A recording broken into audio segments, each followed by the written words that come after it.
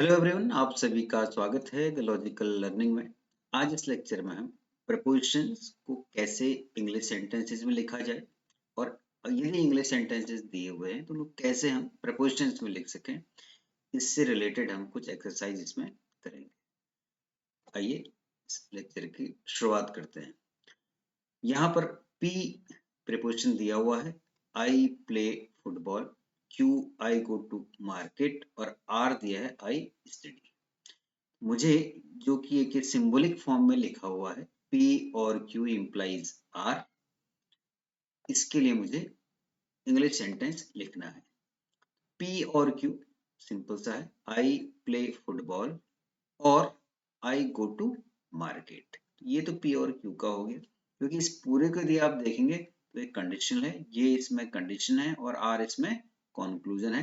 तो कंडीशन और कंक्लूजन आप कैसे लिखते हैं, ये बेसिकली इस फॉर्म का है कि इफ P और Q then R। तो P और Q को यदि ट्रांसलेट करें तो ये सीधा बनेगा इफ आई प्ले फुटबॉल और I go to market then I study. दोस्तों ये इसका आंसर है। P implies Q and R। अब यहाँ पर कंडीशन आपकी P है और कंक्लूजन है वो Q and R। तो if P then Q and R। if P का मतलब if I play football then I go to market and I study। तो दोस्तों इस तरीके से इसका आंसर आप लिख सकते हैं। P बाई कंडीशनल Q, दोस्तों ध्यान दीजिएगा ये बाई कंडीशनल है। इसको आप इन जनरल, इसका मतलब ये होता है कि P implies Q and Q implies P। if P then Q and Q if Q then P। लेकिन इसको आप सिंगल में, इसको आप if and only if भी लिख सकते हैं। इसका P if and only if Q। तो P if and only if Q, I play football if and only if I go to market। दोस्तों ये इसका सेंटेंस बन जाएगा। Negation P implies negation Q। अब नेगेशन है, I play फुटबॉल का negation I do not play football, negation Q का I do not go to market। तो ये कंडीशनल है, if I do not play football then I do not go to market। तो ये इसका answer आप इस तरीके से लिख सकते हैं। R implies negation P and negation Q। अब यहाँ पर ये कंडीशन है, ये कंक्लूजन है। तो if I study then I do not play football and I do not go to market। I do not play football and I do not go to market। ध्यान दिए दोस्तों, यहाँ पर थोड़ा सा इसको आपको ध्यान देने की आवश्यकता है कि negation of P and Q this implies R। Negation of P and Q तो बना I play football and I go to market, लेकिन इसका नेगेशन है। नेगेशन इसका हम कैसे लिखेंगे, तो बेहतर है कि हम इसको थोड़ा सा एक्सप्लेन कर दें कि नेगेशन कि हम ये लिखेंगे not I play football and I go to market लिखने के बजाय इसको हम देखिए थोड़ा सा अगर एक्सप्लेन करेंगे तो आप ध्यान दीजिए, इसको अगर आप ब्रैकेट खोलेंगे तो ये बन जाएगा नेगेशन P और negation Q this implies R। Negation P और negation Q this implies R। तो अब आप इसको इजीली लिख सकते हैं कि I do not play football or I do not go to market then I study। if I do not play football or I do not go to market then I study। तो दोस्तों ये इसका sentence है। तो अगर इस तरीके से आपको कंपाउंड प्रीपोजिशन दिखाई देते हैं तो उनको आप आसानी से, जो हमारे पास रूल है प्रीपोजिशंस के लिए, रूल आप इसके बारे में आप जानकारी के लिए मेरे जो प्रीवियस वीडियोज हैं उनको आप देख सकते हैं। तो यहाँ पर आप इसको नेगेशन P और नेगेशन Q के फॉर्म में आसानी से लिख सकते हैं। दोस्तों अब उल्टी प्रोसेस देखते हैं कि हमें यहाँ पर सेंटेंस के फॉर्म में प्रीपोजिशंस लिखे हुए हैं, कैसे इनको हम सिंबॉलिक फॉर्म में लिखेंगे। तो P दिया I pass the examination, Q I get grade A, R I get a medal. Now कैसे करना है, I do not pass the examination and I do not get grade A. I do not pass the examination, P का negation है, negation of P, and बीच में लगा है, and I do not get grade A, negation of Q. तो ये इसका answer बन जाएगा। आई पास द एग्जामिनेशन, तो ये तो आपका पी ही हो गया। बट ध्यान दीजिएगा दोस्तों, यहाँ पर आप देंगे आई पास द एग्जामिनेशन लेकिन आई डू नॉट गेट ग्रेड ए, मुझे ग्रेड ए नहीं मिला। ठीक, हमें ये ग्रेड मुझे नहीं मिल, आई डू नॉट, मैं ये ग्रेड प्राप्त नहीं करता हूँ। यहाँ पर जो बट का मतलब वो एंड के सेंस में आ रहा है कि मैंने एग्जामिनेशन तो मैं पास कर रहा हूँ लेकिन मैं ए ग्रेड मुझे नहीं मिल रहा, तो ये एंड के सेंस में है। तो बट जहां पर भी होगा वो एंड ही उसका आप मीनिंग लेंगे, P and negation of Q. I pass the examination but I do not get grade A, तो ये इसका आंसर आ जाएगा।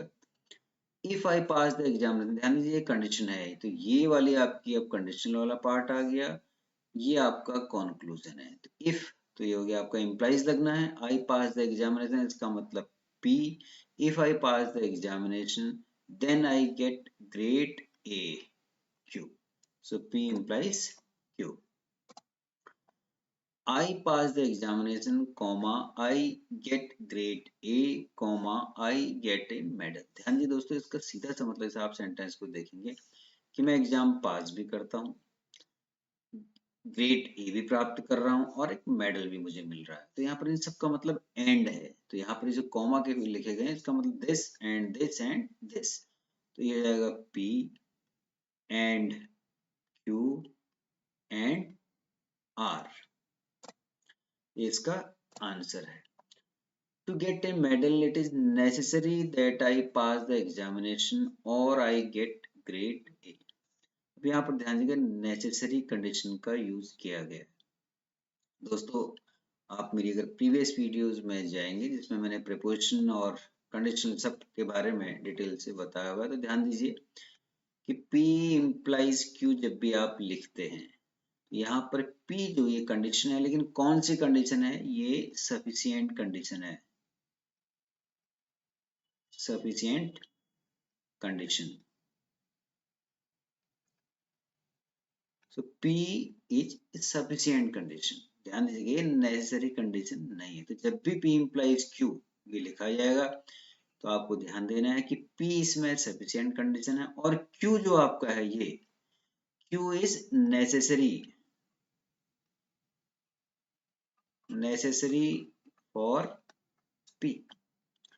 तो Q नेसेसरी है P के लिए लेकिन P सफिशिएंट कंडीशन है Q के लिए। तो इसके अकॉर्डिंग जब भी आपको कोई सेंटेंस मिले आप उसको सिंबॉलिक फॉर्म में लिखेंगे। जैसे यहाँ पर क्या दिया है, to get a medal it is necessary that. अब ये यहाँ से यहाँ तक का आपका ये नेसेसरी पार्ट है, यानी कि आई पास द एग्जामिनेशन ये आपने पी से डिनोट कर दिया, और आई गेट ग्रेड ए ये हो गया, और हो गया क्यू। सो पी और क्यू ये तो आपकी बन गई नेसेसरी कंडीशन। अब नेसेसरी कंडीशन कहाँ आ रही है, क्यू में आ रही है। ये वाला part get a medal R हो गया, तो ये आर है, तो आर इम्प्लाइज पी और क्यू, क्योंकि नेसेसरी लिखा है और नेसेसरी मैंने आपको बताया कि क्यू है, तो ये बन जाएगा आर इम्प्लाइज पी और क्यू, आर इम्प्लाइज पी और Q. Passing the examination and getting grade A is sufficient. अब ध्यान दीजिए दोस्तों, यहाँ पर ये सफिशिएंट कंडीशन लिखा हुआ है, अब कौन सी है, दिस इज सफिशिएंट, यहाँ से लेकर के यहाँ तक का ये पूरा आपका सफिशिएंट है, यानी कि passing the examination P and getting grade A this is Q, this is sufficient for me to get a medal, यानी कि आर के लिए। तो ये आर के लिए सफिशिएंट है, जैसा मैंने आपको पहले बताया था। सफिशिएंट में आप जो आपके P implies Q में P सफिशिएंट कंडीशन है, तो यहाँ पर ये पूरा passing the examination and getting grade ए ये आपको क्या दिया है, सफिशिएंट दिया है। तो P and Q this implies R, तो ये आपका इसका आंसर हो जाएगा P and Q implies R। I get a medal if and only if I pass the examination and I get grade A। दोस्तों ये जो आपका if and only if है ये बाई कंडीशनल है कि P मैंने आपको पहले ही बताया था बाई कंडीशनल क्यों if and only if। इसको चाहें तो आप ऐसे भी लिख सकते हैं क्योंकि दोनों चीज सेम है, चाहे ऐसे लिखें चाहे ऐसे लिखें दोनों सेम है। I get a medal if and only if I get a medal ये हो गया आपका R, if and only if ये हो गया आपका बाई कंडीशनल। यहाँ से लेकर I pass the examination and I get grade A यानी कि P and Q। इसको आप ऐसे भी लिख सकते हैं या इसको आगे लिख दीजिए, इसको पीछे लिख दीजिए, तो ये इसका आंसर बनेगा P and Q by conditional R। तो दोस्तों उम्मीद करता हूँ आपको इस जो मैंने एक्सरसाइज यहाँ पर ली है इन एक्सरसाइज के माध्यम से आपको ये समझ में आ गए होंगे। Thank you.